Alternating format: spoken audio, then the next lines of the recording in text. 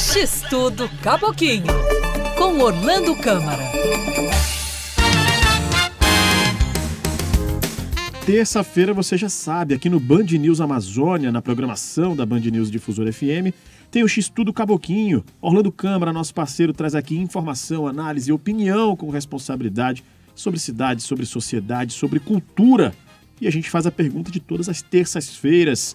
Orlando, conta pra gente qual que é o sabor da coluna de hoje. Olá, Rafael. Olá, Paulo. Olá, Jenny. Sabor de hoje é sabor de notícias trágicas. A começar pela última sexta-feira, quando o Fórum Brasileiro de Segurança Pública, ele divulgou um estudo sobre violência na Amazônia. E esse estudo traz dados como, por exemplo, que a média da violência letal, das mortes violentas e intencionais na Amazônia, é 45% superior à média brasileira. Esse estudo mostra que em 23% das cidades da Amazônia Legal há a presença e a atuação de facções criminosas.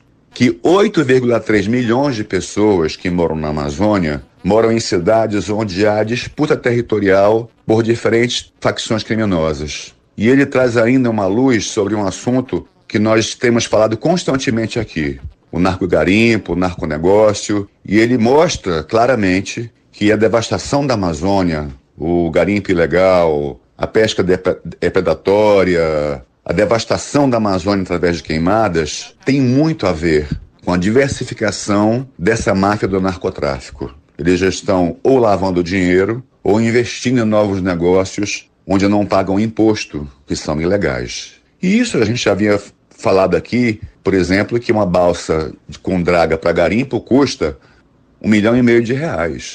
E não é uma família necessitada que vai ao banco pegar R$1,5 milhão e financiar uma draga. Não, eu vim aqui pegar um dinheiro para pagar emprestado porque eu quero comprar uma draga para garimpo. Banco nenhum faz isso. Então, já era uma coisa clara que esse estudo só veio a reforçar. Ele é baseado nos dados que foram divulgados pelas unidades gestoras de segurança pública de todo o Brasil em 2022. E aí no sábado, que era o Dia Mundial de Conscientização a respeito do HIV/AIDS, eu não sei se era mundial ou nacional, mas era um dia de conscientização, um dia de lutas pela conscientização sobre HIV/AIDS, os dados oficiais de 2022 dão conta que o Amazonas é o estado do Brasil com maior contágio de HIV. Enquanto a média nacional é de 23,1 para cada grupo de 100 mil habitantes, no Amazonas, essa média é de 52,2 para cada 100 mil habitantes. E o que é pior, os estados que se seguem nesse ranking trágico de contágio de HIV são da região norte também. Nós temos na sequência Roraima e Amapá. Roraima talvez aí, muito pela questão migratória, que são os primeiros a receberem os venezuelanos. A gente sabe que a Venezuela passou por um processo de destruição total da questão da saúde pública, mas aí se pergunta, e o Amazonas, né? E Macapá e o Amapá, como é que faz sobre isso, né? E a gente para pensar que esses dados, eles têm uma correlação muito clara com outros dados que nós estamos todo dia dando de cara ou falando, que é o caso, por exemplo, das Cracolândias em Manaus.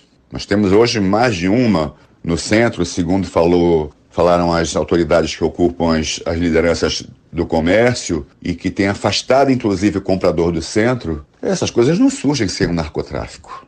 Esse narcotráfico está atrás de mercado consumidor e ele vai tendo uma guerra de ocupação e vai destruindo a cidade. É o que está acontecendo. E aí, analisando todo o histórico do ano para a questão da Amazônia, a gente vai vendo que foi um ano difícil. Nós começamos com a notícia do genocídio Yanomami, a morte de indígenas por inanição, por ausência de socorro, enfim, pela ocupação das terras, pela contaminação com mercúrio, pela briga com garimpeiros que inclusive estupravam as crianças menores de idade das aldeias, enfim, uma tragédia horrorosa. E aí tivemos várias outras coisas, como por exemplo, no Amazonas, a rabdomiólise, que registrou casos numa monta muito significativa, uma doença que no Amazonas é pela contaminação de peixes e a suspeita do mercúrio nos rios. Tivemos as queimadas, que a gente acabou de falar de forma exaustiva sobre isso, e aí em toda a Amazônia, mas Manaus e o Amazonas talvez de maneira especial em outubro. E agora estamos nos vendo abraço de forma muito clara com a violência e com a questão da saúde. E aí falamos de saúde pública, de saúde preventiva, quando se fala do combate ou da conscientização à contaminação pelo vírus HIV. Não dá para a gente ver essas coisas e não pensar que é preciso um plano emergencial para a política pública do Estado. Nós não podemos fazer de conta que está tudo bem porque o ano que vem tem um orçamento 15% superior ao orçamento desse ano. Não. E também não dá para ficar acreditando em fake news idiota de que essas coisas surgiram agora. Porque se fosse o governo tal... Não, mentira. Até porque esses dados, eles são anteriores. Eles se reportam a 2022 e eles não foram construídos de um ano para outro. Então é preciso que a gente encare de maneira muito clara o que está acontecendo e que haja, por parte do governo estadual, um apelo ao governo federal, uma parceria com os governos municipais, eu não sei, mas assim, é preciso que seja feita de maneira urgente e imediata alguma coisa para que no próximo ano, que está na cara do gol, a gente possa retomar um ritmo de crescimento e um ritmo de normalidade, não apenas financeiro, mas de forma que qualquer lucro que se tenha reverta nos benefícios sociais da saúde, do trabalho e renda, da moradia, do acesso à educação, da segurança pública, porque me parece muito claramente que isso hoje não acontece. A gente não quer trabalhar aqui com uma questão política, não é isso em absoluto, no sentido de política eleitoral, mas há sim uma questão política necessária de ser abordada no aspecto da política pública. Nós não podemos viver sucessivas ondas como essas e ignorar e fazer de conta que não é conosco ou dizer que é fake news, ou tentar dar para elas uma outra abordagem, porque elas são claras. São claras como 2 e 2, 2 mais 2 significa 4. Então está chegando o final de ano, a gente vai fazer talvez uma retrospectiva também aqui na coluna, trazendo esses dados de maneira mais clara, que ao longo do ano nos estarreceram, porque foram dados estarrecedores, mas eu sinceramente espero que o governo do Estado faça movimento em relação às outras esferas de poder, municipais e federal, para que seja lançado um plano de ressurgimento do Amazonas. Até porque já se sabe, por exemplo, que os garimpeiros estão voltando para a terra Yanomami. Já foi dada essa notícia. Quem é que está monitorando isso? Como é que estão as Forças Armadas na área?